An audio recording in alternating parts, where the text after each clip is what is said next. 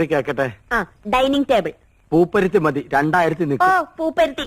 അവിടെ ഈട്ടി തന്നെ വേണം. 25,000. ആ സോഫ സെറ്റ്. ചൂരല് മതി. റെപ്രസെന്റേറ്റീവിന് ഇരിക്കാനില്ല, യമുനയ്ക്കാ. കുഷൻ തന്നെ വേണം, കുതിച്ചു പോകണം. അതിന് കുതിരപ്പുറത്ത് കയറിയാ പോലെ. തമാശകള കൂട്ട്.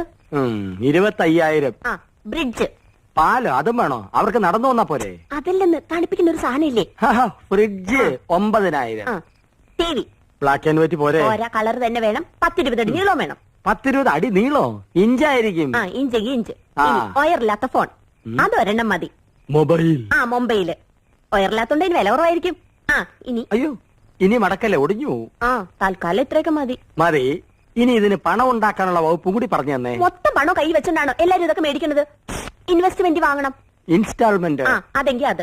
അങ്ങനെ ആവുമ്പോ മാസം തോറും ഈസി ആയിട്ട് അടയ്ക്കാം. അല്ലെങ്കിൽ കടം വാങ്ങണം, പലിശ കൊടുക്കണമെന്നല്ലേ ഉള്ളൂ. എന്താ മുൻഷി പരമേശ്വരൻ പിള്ളയുടെ മകനെ കടം കിട്ടില്ലെന്നുണ്ടോ?